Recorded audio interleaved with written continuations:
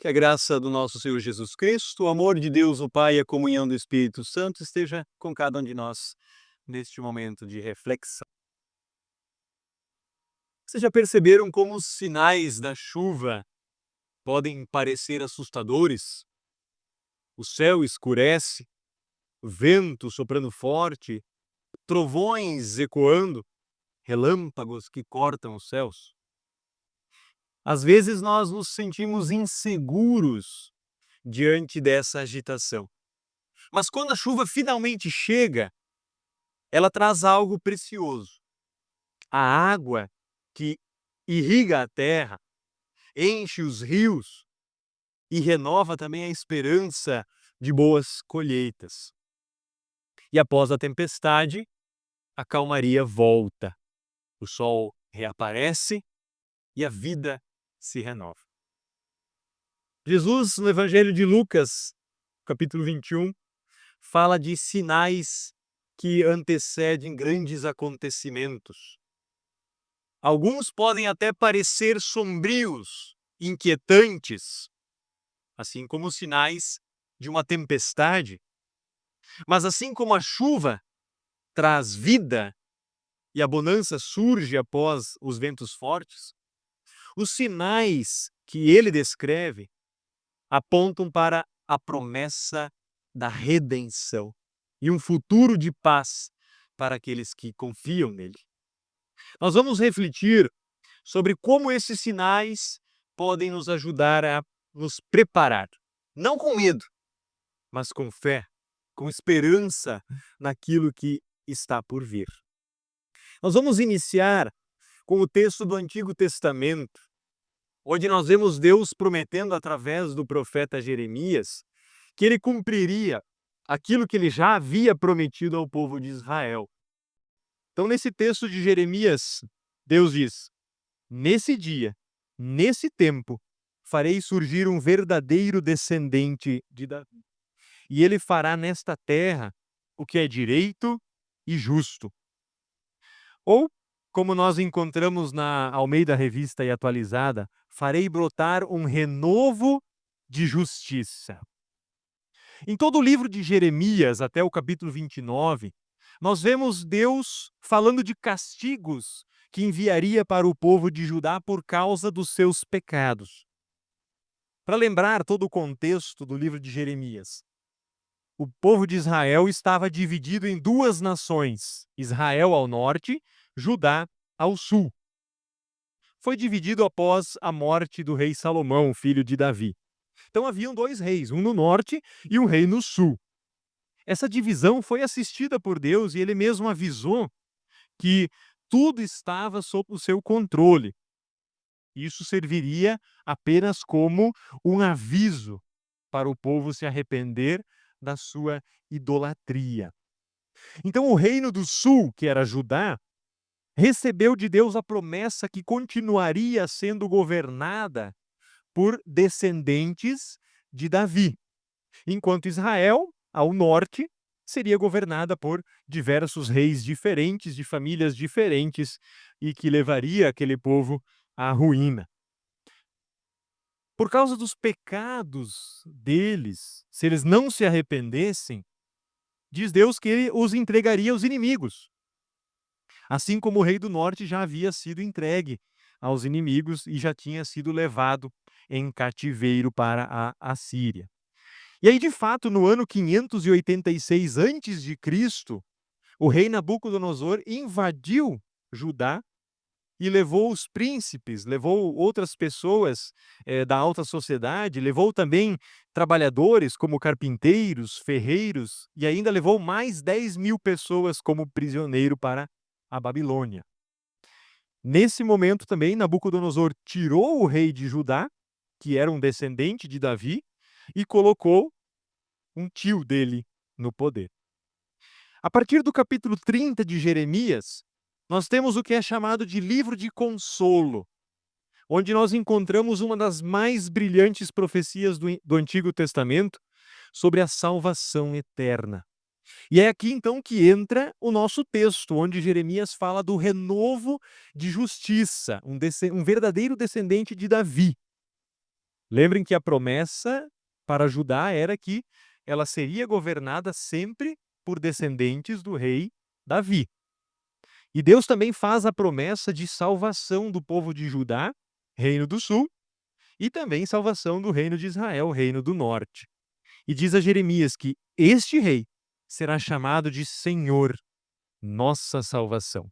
E nesse tempo, esses dois reinos estariam novamente sob o governo de um só rei.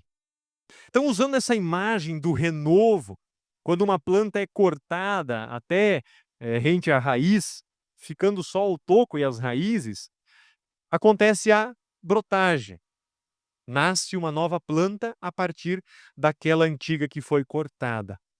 Então, quando Deus cortou os descendentes de Davi da terra, eles foram tirados do trono de Judá, então houve o corte dessa árvore, da descendência de Davi. E agora Deus promete então que a partir do remanescente, do tronco que ficou, vai surgir um renovo, um broto novo que vai reinar em Jerusalém com justiça e fará o que é certo. Quem será que é este rei? Agora que nós estamos iniciando no período do Advento, já celebrando o primeiro domingo Advento, e essa palavra advento significa vinda ou chegada. E a toda chegada precede uma preparação, precedem sinais. As primeiras chuvas, depois de um período seco, trazem sinais que podem parecer assustadores. Trovoadas, ventos fortes, nuvens escuras e carregadas. A chegada de uma visita para as festividades do final do ano em nossa casa também traz a agitação da arrumação, os enfeites de Natal, as preocupações com a comida e a bebida, a necessidade de se receber bem aquelas pessoas que estão vindo para nos visitar. Ninguém quer receber mal a visita. Ninguém quer ser pego desprevenido. Por isso que Jesus nos avisou sobre a sua chegada também. Haverá sinais no sol, na lua, nas estrelas, na terra. Todas as nações ficarão desesperadas, com medo do terrível barulho do mar e das ondas. Sinais que aqui Jesus descreve como assustadores, que vão amedrontar as nações. E ele segue dizendo: em todo o mundo muitas pessoas desmaiarão de terror do terrível barulho. E ao pensarem no que vai acontecer, pois os poderes do espaço serão abalados, eventos cósmicos, sinais não só aqui na Terra, mas também no universo. E aí, no versículo 27, ele diz: então o Filho do Homem aparecerá descendo numa nuvem, com poder e grande glória. Mas por que Jesus fala de sinais e menciona que pessoas ficarão assustadas, com medo e se desesperarão? Justamente por causa do despreparo de muitos para essa chegada. Ele está falando isso para os seus discípulos, aqueles que o seguiam, confiavam nele. Para eles, Jesus dá esperança, dá consolo. Ele diz: quando essas coisas começarem a acontecer, fiquem firmes e de cabeça erguida, pois logo vocês serão salvos. Sinais são importantes, pois ajudam a revelar algo que está para acontecer. E assim nós podemos nos preparar. Quando as folhas da figueira começam a brotar, sabemos que está chegando o verão, diz Jesus. Assim também, quando virem acontecer aquelas coisas, fiquem sabendo que o reino de Deus está para chegar. Agora nós nos preparamos para o Natal. Nós estamos entrando no período de Advento, que lembra a primeira vinda de Jesus. Mas a nossa vida é um advento para a segunda vida, quando todas essas coisas então vão acontecer. As correrias dessa vida muitas vezes nos fazem esquecer disso, esquecer que a nossa vida toda é um advento. Por isso Jesus diz: fiquem alertas, para que não sejam pegos de surpresa. Em 2005, uma menina chamada Tilly Smith, de 10 anos, ela conseguiu salvar cerca de 100 pessoas de um tsunami. graças àquilo que ela aprendeu na aula de geografia na escola, dos sinais que aparecem no mar antes de um tsunami. Após perceber, então, esses sinais, ela avisou a sua mãe, que conseguiu avisar os guarda-vidas da praia, e assim ela conseguiu, então, salvar mais de 100 pessoas num tsunami lá na Tailândia. Ela percebeu os sinais, ela estava preparada para aquilo. Bom, nós nunca, talvez, vejamos sinais de um tsunami, mas para tudo há sinais. E os sinais, eles apontam para alguma coisa, algo que vai acontecer. Assim como no Antigo Testamento haviam sinais que apontavam para Cristo, o Cordeiro sacrificado apontando para Cristo, e João Batista mesmo menciona: eis o Cordeiro de Deus que tira o pecado do mundo. As leis do Antigo Testamento apontando sempre para o Salvador, os profetas, Jeremias falando do renovo. Todos os sinais apontam para algo que vai acontecer. Que não sejamos pegos desprevenidos, sem fé, em pecado, quando Jesus estiver voltando. No Natal, começa aquele alvoroço do comércio, presentes, Papai Noel. As pessoas deixam para a última hora para comprar os seus presentes e aí fazem filas nas lojas. As árvores de Natal nas casas das pessoas estão cheias de presentes para os afilhados, sobrinhos, irmãos, pais, enfim. Mas muitas vezes o verdadeiro motivo do Natal assiste de fora. O aniversariante muitas vezes não é nem convidado para as festas. Se preparar para o Natal não é encher a casa de presentes, fazer a melhor comida para receber a visita, mas é encher o coração de fé, de amor, de esperança, de que aquele menino, nascido pobre em Belém, é o Senhor, nossa salvação. É o renovo de Davi, que vem para governar com justiça, que vem para fazer o que é correto. Advento é uma convocação para a vigilância. O hino que nós cantamos no início diz: sentinela vai-se à noite, que sinais nos tens a dar? Sentinela é justamente um vigilante que passa a noite acordado, se preparando. Quando vem a luz, é então que ele pode descansar. Eu escolhi esse hino para dar início ao nosso culto hoje, porque ele justamente fala dessa vigilância. Enquanto nós estamos aqui neste mundo, nós estamos nessa noite escura e esperando a luz do dia, o sol da justiça, como diz a Bíblia, que é Cristo. A nossa vida é um advento. Nós esperamos e devemos estar preparados. Por isso é muito importante estar acordado, conseguindo sempre se distanciar das propostas do mundo que está totalmente afastado de Deus. Por isso nós dizemos que enquanto estamos aqui neste mundo, nós vivemos nessa escuridão e devemos estar como essa sentinela do hino, despertos, preparados.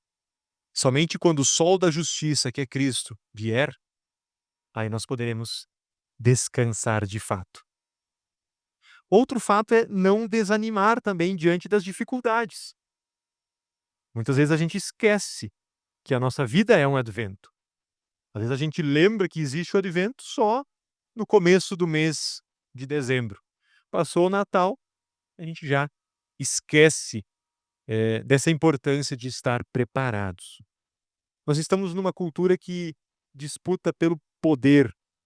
Sempre há essa disputa de poder, de ocupar os primeiros lugares, sem ser vigilantes na prestação do serviço ao próximo. Quem serve, diz Jesus, é um servo vigilante. Advento é um momento de confiar, de esperar. E confiar significa ter a sensação de não estar abandonado por Deus. Com isso, no Advento, nós vamos sendo moldados para acolher Jesus no Natal como o verdadeiro Filho de Deus. Aquele que nos convoca a abandonar o egoísmo, e a seguir a Jesus Cristo. Preparar-se para o Natal já é ter a sensação das festas de final de ano, mas que não sejamos enganados pelas propostas atraentes do mundo. O foco principal é Jesus Cristo, como a ação de Deus neste mundo. Nesse tempo, quando chegar o Senhor, a nossa salvação, estejamos preparados, porque Ele é o Rei que vem da descendência de Davi, que vem para governar Jerusalém, que é a igreja cristã aqui neste mundo. E Ele vem para governar com poder e glória. Como podemos nos preparar verdadeiramente para este dia? Como estar de pé diante dos sinais que precedem a chegada de Jesus? Ele próprio dá a receita.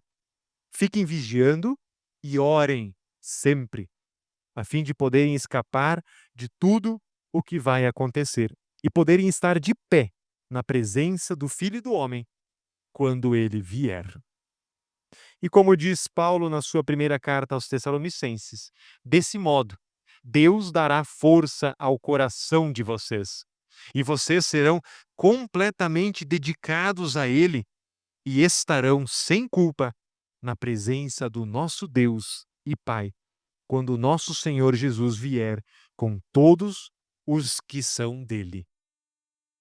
Que o Espírito Santo continue gerando em nosso coração essa fé que confia e que aguarda ansiosamente pela segunda vinda de Cristo, porque para nós, apesar dos sinais serem assustadores, apavorantes, são sinais de grande esperança, de grande libertação da vida aqui neste mundo, para vivermos então eternamente com Deus.